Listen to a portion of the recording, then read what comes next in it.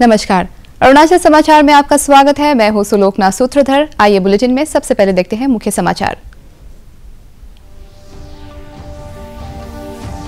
भारतीय सेना की ईस्टर्न आर्मी कमांड के general officer commanding in chief lieutenant general RP Kalita ने राजभवन में राज्यपाल केटी पटनायक से की मुलाकात। बैठक के दौरान सुरक्षा और सीमावर्ती इलाकों के विकास एवं कल्याणकारी कार्यक्रमों से जुड़े मुद्दों पर हुई चर्चा।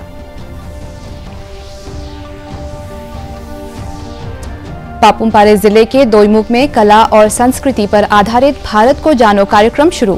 केंद्रीय संस्कृति मंत्रालय के अधीन north east zone cultural centre Dimapur द्वारा आर्ट एंड कल्चर डिपार्टमेंट के सहयोग से आयोजित कार्यक्रम में पूर्वोत्तर के अलावा देश के अन्य राज्यों की सांस्कृतिक टोलियां ले रही है हिस्सा।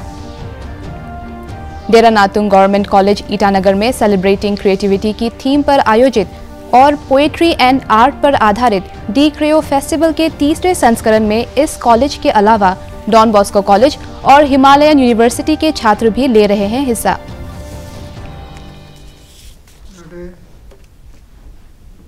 भारतीय सेना की ईस्टर्न आर्मी कमांड के general officer commanding in chief lieutenant general RP Kalita ने आज राजभवन में राज्यपाल केटी पटनायक से मुलाकात की।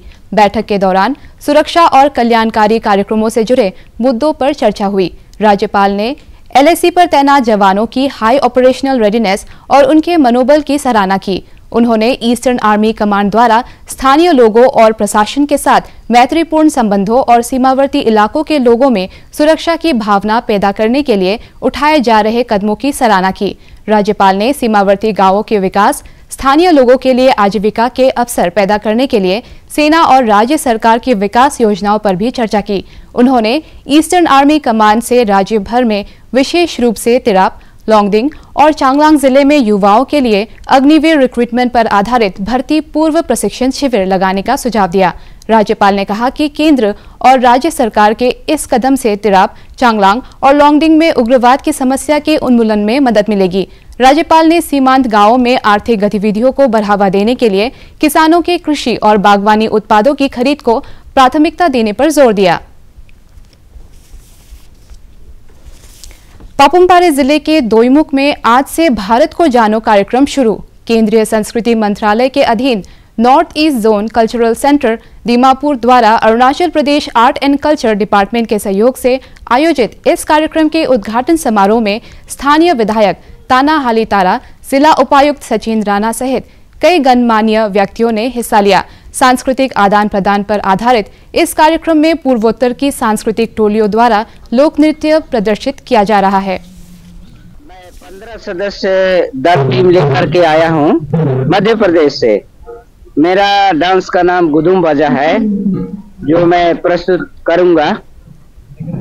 गुदुम बाजा आदिवासी धुलिया जनजाति का लोक नृत्य है जिसको परंपरागत प्रस्तुति, मेला, मड़ई, तीज त्योहार, जन्म उत्सव आदि उत्सवों में प्रस्तुत किया जाता है। तो नृतक दल लेकर मैं इससे प्रस्तुत करने के लिए आया हूँ। अरुणाचल प्रदेश में आके हमको अच्छा लगा, हमने प्रस्तुति दी, हमें बहुत अच्छा लगा अरुणाचल प्रदेश में आके। We are from Nagaland and we are representing Nagaland. Our troupe name is Yotsu Cultural Troupe, and we are performing Manyanda, which is a post-harvest dance. We are one tribe, that is one major tribe from Nagaland, Otha tribe, and we used to perform this dance during our festival to Koemu, and after our harvest is done, we perform this dance together with merry making. We share with one another and dance together. देरा Natung government college Itanagar में celebrating creativity की theme पर आयोजित और poetry and art पर आधारित D क्रेओ festival के तीसरे संस्करण में इस कॉलेज के अलावा डॉन बॉस्को कॉलेज और हिमालयन यूनिवर्सिटी के छात्र भी हिस्सा ले रहे हैं। इस फेस्टिवल का उद्घाटन करते हुए देरा नातुंग गवर्नमेंट कॉलेज के प्रिंसिपल डॉक्टर MQ खान ने DNGC के आर्ट क्लब द्वारा आयोजित इस साहित्य और कला महोत्सव को विद्यार्थियों की रचनात्मक क्षमता को प्रोत्साहित करने की दिशा में महत्वपूर्ण कदम बताया। ये डिग्री फेस्टिवल के 2 सेगमेंट हैं। एक तो आर्टिस्ट जितने हैं हमारे, वो आर्ट्स क्लब उनको गाइड करती है। हमारे आर्ट्स क्लब के कन्वेनर जो फैकल्टी मेंबर्स हैं प्लस मेंबर्स, उन लोगों का गाइडेंस, और वीक में 2 दिन 3 दिन कंटिन्यूसली गाइडेंस मिलता है। और ये एनुअल इवेंट है हमारा। फिर हमने ये सोचा कि सिर्फ अपने कॉलेज के लिए क्यों, ये सुविधाएं हम दूसरे कॉलेजेस को भी दें। खर्च भले हमारा हो, हमारे कॉलेज का हो, लेकिन इसका फ़ायदा, इसका लाभ जो हमारे बडिंग टैलेंट्स हैं, हिडन क्रिएटिव आर्टिस्ट्स हैं, चाहे वो किसी भी कॉलेज या यूनिवर्सिटी में पढ़ रहे हों ईटानगर के, उन सबों के लिए हम लोगों ने दरवाज़ा खोला और हर एडिशन डिग्री फेस्टिवल का वेलकम करता है। आज भी हमारे कैपिटल कम्प्लेक्स के सारे कॉलेजेज और यूनिवर्सिटीज़ के और यंग आर्टिस्ट आए हैं। उनके बीच आर्ट एग्जीबिशन, आर्ट कंपटीशन होता है। सबकी अलग अलग इंस्टीट्यूशनल गैलरी है और फिर इसमें प्राइजेस दिया जाता है उनको प्रमोट करने के लिए। Create so much platform. I think this is a lovely initiative by the college, and this is just the 3rd edition, and hopefully, like the guest, like the principal has said, the fund might be a little more, and they might get more colleges to participate in this in the next edition. Like they have, even in this like tight budget, they have at least 7 colleges participating. You know, this festival, it's about art and literature, but at the same time every single participant is also learning management skills and organizational skills, so you should understand that in future this will help you a lot. रक्षा अधिग्रहण परिषद ने रक्षा बलों के लिए विभिन्न हथियारों की खरीद के लिए 70,500 करोड़ रुपए के प्रस्तावों को मंजूरी दी है। रक्षा मंत्री राजनाथ सिंह की अध्यक्षता में परिषद की बैठक गुरुवार को नई दिल्ली में हुई। इसमें नौसेना के लिए स्वदेशी ब्रह्मोस मिसाइल, शक्ति इलेक्ट्रॉनिक वारफेयर सिस्टम और समुद्री यूटिलिटी हेलीकॉप्टर की खरीद के 56,000 करोड़ रुपए से अधिक के प्रस्ताव शामिल है। रक्षा मंत्रालय ने कहा है कि ब्रह्मोस मिसाइल की इस अतिरिक्त खरीद से समुद्री हमले और एंटी सरफेस वारफेयर ऑपरेशन क्षमता में बढ़ोतरी होगी। यूटिलिटी हेलीकॉप्टरों की खरीद खोज और बचाव कार्यों, हताहतों की निकासी और आपदा राहत में नौसेना की क्षमता को बढ़ाएगी। शक्ति इलेक्ट्रॉनिक युद्ध प्रणाली विरोधियों के किसी भी नौसेना संचालन का मुकाबला करने के लिए नौसेना जहाजों को आधुनिक बनाएगी। रक्षा मंत्रालय ने कहा है कि वर्तमान वित्त वर्ष में कुल स्वीकृति 2,71,000 करोड़ रुपए से अधिक की खरीद में से 99% भारतीय उद्योगों से की जाएगी। इससे भारतीय उद्योगों को आत्मनिर्भर भारत के लक्ष्य को प्राप्त करने में मदद मिलेगी। रक्षा मंत्री राजनाथ सिंह, केंद्रीय कानून मंत्री किरण रिजिजू, अरुणाचल प्रदेश के राज्यपाल KT पटनायक और मुख्यमंत्री पेमा खांडू ने वेस्ट कामेंग जिले के बोंगजालेब गांव में गुरुवार को इंडियन आर्मी के चीता हेलीकॉप्टर के क्रैश होने की घटना में शहीद लेफ्टिनेंट कर्नल VVB रेड्डी और मेजर जयनाथ A को श्रद्धांजलि देते हुए शोक संतप्त परिजनों के प्रति संवेदना व्यक्त की है। अपने शोक संदेश में मुख्यमंत्री ने उनकी आत्मा की शांति के लिए प्रार्थना की है। केंद्रीय कानून मंत्री किरण रिजिजू ने खेलों को बढ़ावा देने और खिलाड़ियों की प्रतिभा को निखारने के लिए लीग मैच को प्राथमिकता देने पर जोर दिया है। नई दिल्ली में हॉकी इंडिया के 5वें राष्ट्रीय पुरस्कार समारोह को संबोधित करते हुए श्री रिजिजू ने कहा कि प्रधानमंत्री नरेंद्र मोदी के नेतृत्व में केंद्र सरकार खिलाड़ियों को सभी स्तर पर सहायता उपलब्ध करा रही है। उन्होंने कहा कि खिलाड़ियों को खेल प्रबंधन सहित विभिन्न क्षेत्रों में भी रोजगार के अवसर बढ़ रहे हैं। श्री रिजिजू ने समाज के सभी वर्ग के लोगों से कम आयु में प्रतिभाशाली खिलाड़ियों की पहचान और उन्हें आगे बढ़ाने में सहयोग का आह्वान किया।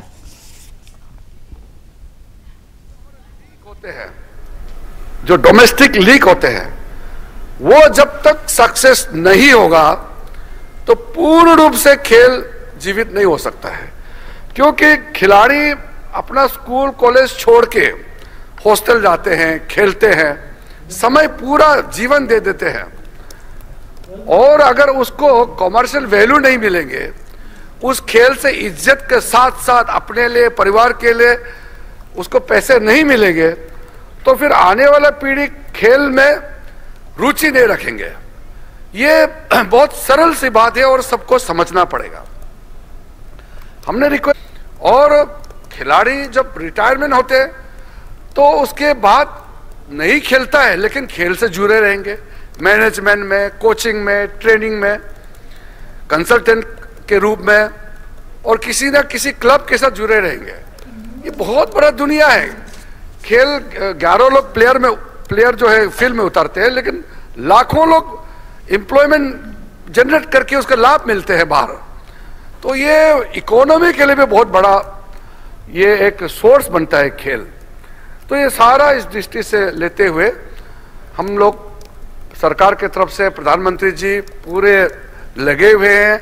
मैं तो सारा खिलाड़ियों को खेल जो फेडरेशन खिलाड़ी मुझे मिलता है तो मैं मदद जरूर करता हूं। प्रधानमंत्री नरेंद्र मोदी डीडी न्यूज पर हर महीने के आखिरी रविवार को मन की बात कार्यक्रम के जरिए करोड़ों लोगों से सीधे जुड़ते हैं। 3 अक्टूबर 2014 को पहली बार पीएम मोदी ने जनता से मन की बात साझा की थी। अप्रैल में 100वीं कड़ी के साथ ये सिलसिला जारी रहेगा। हम आपको दिखा रहे हैं कुछ चुनिंदा अंश। पीएम मोदी के नेतृत्व में वर्ष 2014 से बेटी पढ़ाओ बेटी बचाओ सहित विभिन्न विषयों पर देशवासियों की सोच को बदलने के लिए उठाए गए कई कदमों के सकारात्मक परिणाम दिख रहे हैं। प्रेसिडेंट ओबामा से मैं मदद मांगू या न मांगू, उनका जीवन ही अपने आप में एक प्रेरणा है।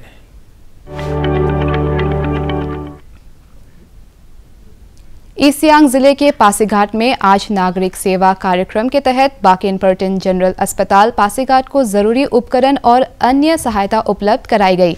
इस अवसर पर विधायक कालिंग मोयोंग, सीआरपीएफ के commandant Sameer Kumar Srivastava, assistant commandant Trilochan Behera, NHPC के कई अधिकारी और पंचायत अधिकारी मौजूद थे। इस अवसर पर पासीघाट नगरीय क्षेत्र और आसपास के कई स्कूलों के छात्र भी मौजूद थे। विधायक कालिंग मोयोंग ने सीआरपीएफ द्वारा कानून और व्यवस्था को बनाए रखने के साथ ही नागरिक सेवा कार्यक्रम के तहत स्वास्थ्य, शिक्षा सहित विभिन्न क्षेत्रों में उनके योगदान की सराहना की। मैं तो ये सोच रहा था आप लोग सिर्फ मेडिसिन देगा बोलकर, but you have given equipments. तो मेडिसिन तो ठीक है, हम हमारा स्टेट से भी प्रोक्योरमेंट कर लेता है, लेकिन इक्विपमेंट कभी कभी थोड़ा शॉर्टेज हो जाता है। 171 DN सीआरपीएफ की तरफ से आप स्पॉन्सर किया, ये एक अच्छा मैसेज भी जाएगा। पूरा स्टेट के लिए एक अच्छा बजट में प्लेसिंग किया। जो हॉस्पिटल है अभी बाकिन पर्टिन जनरल हॉस्पिटल, इसमें अभी क्रिटिकल केयर यूनिट एक ब्लॉक बनने जा रहा है। That has been sanctioned and that has been already tender has been done. इसके साथ साथ इसी हॉस्पिटल में अभी 300 बेडेड मेडिकल का भी सैंक्शन हो गया, दैट इज 100 CR, 20 CR का भी रिलीज किया। सिविक एक्शन प्रोग्राम 22-23 के अंतर्गत हमने मेडिकल इक्विपमेंट डिस्ट्रीब्यूशन का कार्यक्रम आयोजित किया। यहाँ पे हमने विभिन्न मेडिकल इक्विपमेंट जैसे weighing machine, Accu-Chek, stethoscope, infrared lamp, thermometer आदि सामान हमने यहाँ पे हॉस्पिटल को डोनेट किया है और आशा करते हैं कि ये जो मेडिकल इक्विपमेंट हमने यहाँ पे दिया है वो उसका भरपूर उपयोग करेंगे और यहाँ के स्थानीय लोगों को मेडिकल सुविधा देने में बहुत आसानी होगी। अरुणाचल यूथ कांग्रेस ने आज ईटानगर के आईजी पार्क में अरुणाचल प्रदेश पुलिस में भर्ती मामले को लेकर धरना दे रहे उम्मीदवारों से मुलाकात की। करीब 19 दिनों से धरना दे रहे उम्मीदवारों से बातचीत के दौरान अरुणाचल यूथ कांग्रेस के अध्यक्ष तार जॉनी ने कहा कि उनकी पार्टी उम्मीदवारों की मांग का समर्थन करती है। उन्होंने कहा कि अगर सरकार उनकी मांगों को जल्द पूरा नहीं करती है तो यूथ कांग्रेस आगामी 19 मार्च को उम्मीदवारों द्वारा प्रस्तावित पुलिस मुख्यालय ईटानगर के घेराव कार्यक्रम में शामिल होगी। As per our knowledge and as per the sources, जो डिमांड उन लोगों ने रखा है जेन्युइन है। ऐसा नहीं कि ये फर्स्ट टाइम ऐसा डिमांड आया है। ये सरकार ऐसा जो एग्री फैमिली लोग का जो रिक्वायरमेंट है फुलफिल करके आया है। तो ये टीम लोग जो आज जो बैठा है they were forced to sit in the dharna. तो सरकार को हम ये रिक्वेस्ट करता है, अभी जैसे खबर मिला है कि उनका जो यहाँ जो धरना पे जो बैठा हुआ था उन लोगों ने कमेटी बनाया, तो कमेटी का प्रेसिडेंट शायद होम मिनिस्टर को मिलने गया है, ये बताया है। और पॉजिटिव वहाँ से मैसेज आओ, ये हम उम्मीद रखता है। उन लोगों का ये भी एक प्रपोजल था कि 20 तारीख को रैली करेंगे IG पार्क से टेनिस कोर्ट तक।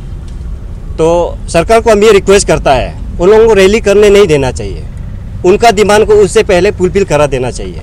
इनकेस वो लोग रैली करता है, रैली करने पे अगर सरकार उसको मजबूर कराता है तो यूथ कांग्रेस भी उनका समर्थन में आगे आएगा। केंद्र सरकार कृषि, बागवानी, पशुपालन, मछली पालन, डेयरी विकास, कृषि अनुसंधान और शिक्षा, फॉरेस्ट्री, वन्यजीव संरक्षण, पौधारोपण, जन संरक्षण, कृषि उत्पादों के भंडारण और विपणन में सहायता के लिए राष्ट्रीय कृषि विकास योजना के तहत प्रगतिशील किसानों को आर्थिक सहायता दे रही है। लेपारादा जिले के रिलू विलेज के प्रगतिशील किसान मारी न्योरी बागवानी के क्षेत्र में राज्य के दूसरे किसानों के लिए प्रेरणा स्रोत है। उन्हें वर्ष 2022 में राज्य स्थापना दिवस के अवसर पर कृषि संबंधित क्षेत्र में उल्लेखनीय योगदान के लिए जिला प्रशासन द्वारा सम्मानित किया गया। सरकारी विद्यालय में असिस्टेंट टीचर के रूप में अपनी सेवाएं दे चुके मारी न्योरी ने वर्ष 2019 में बनाना गार्डन शुरू किया। उन्होंने राज्य के बेरोजगार युवाओं से भी सरकार की योजनाओं का लाभ उठाकर कृषि, बागवानी और पशुपालन क्षेत्र में स्टार्टअप शुरू करने की अपील की। मेरा नाम मरी न्योरी है। मैं रिलू गांव का रहने वाला हूं। आंध्र दारी सर्कल, लेपारादा डिस्ट्रिक्ट, बसर। मैं 2019 से ये जो बनाना का गार्डन शुरू किया है, और पहले मैं ये शुरू करने से पहले मैं गवर्नमेंट में असिस्टेंट टीचर के रूप में सर्विस किया करता था। इसके बाद मैं रिजिग्नेशन दिया। इसके बाद पॉलिटिकल लाइफ बीजेपी में रहा हूँ बहुत साल। इसके बाद बुढ़ापा आने का वजह से मैं ये सब छोड़ के अभी मैं फार्मर का रूप में यहाँ कर रहा हूँ, और मैं अपना को एक किसान के रूप में यहाँ दिखा रहा हूँ। तो मैं इसको शुरू किया अपने आप से। 500 प्लांट फर्स्ट ईयर में मैं डाला। इसके बाद फिर मैं हॉर्टिकल्चर डिपार्टमेंट में गया, और उसमें एक फील्ड असिस्टेंट है हॉर्टिकल्चर में, इसका हैमर जो है रीना, इसके साथ डिस्कस करने का बाद DHO ये जूनी साहब भी बहुत इंटरेस्टेड हुआ, और इन्होंने मुझे और आगे करने के लिए सुझाव दिया। उसके बाद इन्होंने मुझे चीफ मिनिस्टर सिमदी किसान योजना का तहत मुझे बारवेलवार पेंसिंग के लिए काफ़ी दिया, और उससे मैं कम से कम 2000 स्क्वायर मीटर जैसा मैंने पेंसिंग करके रखा है, और इसके अंदर मैं ये बनाना ऑर्चर्ड खुला हुआ हूँ। इसके बाद यहाँ में हमारा ऑनरेबल MLA श्री गोकर बासर साहब जी 2-3 बार यहाँ विजिट किया, और वो भी बहुत इंटरेस्टेड है हॉर्टिकल्चर गार्डन में। तो वो आया और हमको लास्ट में पूछा आपको क्या तकलीफ है। तो मैंने इनको बोला कि मुझे एक तो मार्केट से चाहिए और एक स्टोर चाहिए। तो इन्होंने तुरंत मुझे ये प्रदान किया, और इससे मुझे बहुत राहत मिला। और मैं अभी जितना यहाँ प्रोडक्शन होता है मैं उस स्टोर पे रखता हूँ, और मार्केट से मैं बिक्री करता हूँ। इसके बाद यहाँ जो बिक्री नहीं होता है, ज़्यादा जो निकल जाता है, तो मैं बासर टाउन में ले जाता हूँ और वहाँ बिक्री कर देता हूँ। फिर उसके आगे आलोंग में ले जाता हूँ, वहाँ फिर बिक्री कर देता हूँ। इसके बाद जो है उससे भी अगर ज़्यादा निकलता है तो फिर मैं आर्मी में सप्लाई कर देता हूँ। और आज मेरा ये गार्डन में कम से कम 12,000 प्लांट है। और इसके बाद में फिर अभी जो है किरली लोई आया DHO साहब, इन्होंने मुझे बोला कि तुम तो बहुत इंटरेस्टेड है गार्डन में, तो इसलिए तुम आगे और करो, ये बनाना भी तुम्हारा जगह में होगा। तो इन्होंने ये कह के मुझे और 1 हेक्टर का जो आपको ये अपना निर्भर ना समृद्धि किसान योजना के तहत इन्होंने मुझे 1 हेक्टर का पाइनएप्पल दिया, और 45% गवर्नमेंट सब्सिडी में दिया, 45% लोन के अंदर दिया, और 10% जो है मैं अपना से डाल के मैं पाइनएप्पल गार्डन भी 1 हेक्टर किया हूँ। हो गया ना आपका वो जो बस्ती का वो लोग को ट्रेनिंग को? हाँ। इसके बाद अभी जो मेरा अपना जितना सर्कल का परामर्श लोगों को और मेरा बस्ती का जितना भी है, इन सब को भी मैं उनको समझाया बुझाया कि आप लोग भी मेरा जैसा गार्डन करो, जिसमें अपना पॉकेट खर्चा गौर चलाना वो निकल जाता है, भटकने का जरूरत नहीं है उधर उधर, बहुत सुविधा है। बहुत बार बोला लेकिन इन्होंने नहीं सुना। अब मेरा गार्डन को देख के उन लोग अभी मेरा पास आता है या गार्डन में निकलता है और मुझे बार बार पूछ रहा है और बोल रहा है कि हमें भी सिखाओ, तुम कैसा लगाया। और अभी मैं इंस्ट्रक्टर का जैसा उनको अभी मैं सिखा रहा हूँ। मैंने उन लोग को सिखाया कि 3 मीटर के अंदर में प्लांट को डालो, इस प्रकार डाल के और जो प्लांट बड़ा हो जाता है तो 4 पीस से 4 प्लांट से ज़्यादा बेचने नहीं देना है, उसको काटना है, नहीं तो वो हेल्दी नहीं होगा। इस प्रकार का मैं उन लोग को अभी सिखा रहा हूँ। और मेडिसिन भी कैसे देना है, यहाँ तो आमतौर पे हम लोग मेडिसिन यूज नहीं कर रहे हैं, ये तो कम्प्लीटली जो है ये है। और अभी वो लोग आके इंटरेस्टेड हुआ और हमसे बहुत इंस्पायर हो के अभी उन लोग ये अभी जो है आत्मनिर्भर जो समृद्धि किसान योजना के तहत वो लोग अभी कम से कम 20 फार्मर जो है अप्लाई किया है। इस बार शायद वो लोग का सेंक्शन हो जाएगा और उन लोग हमसे भी ज़्यादा बनाना डालने का वो लोग उत्सुक हो रहा है और डालेंगे। और मैं उन लोग को यही कहा है कि आप लोग दिल लगा के करो, स्टाइल करके घूमने से नहीं होगा। जो फार्मर हो जाता है फार्मर का रूप में रहना है, दिन रात देखभाल करना है तो भी तो होता है। और दिन रात अगर आप टाइम नहीं डिवोट नहीं कर पाएगा तो एक प्लांट भी आप मिलना मुश्किल है, अच्छा करने का आपको तकलीफ हो जाएगा। मैं उन लोग को समझा रहा हूँ। अरुणाचल समाचार के आज के अंक में इतना ही। हम कल फिर हाजिर होंगे अरुणाचल और देश दुनिया की खबरों के साथ। चलते चलते आपको बता दें कि आप अरुणाचल समाचार हमारे YouTube channel DD news Arunachal पर भी देख सकते हैं। देखते रहिए अरुण प्रभा। नमस्कार।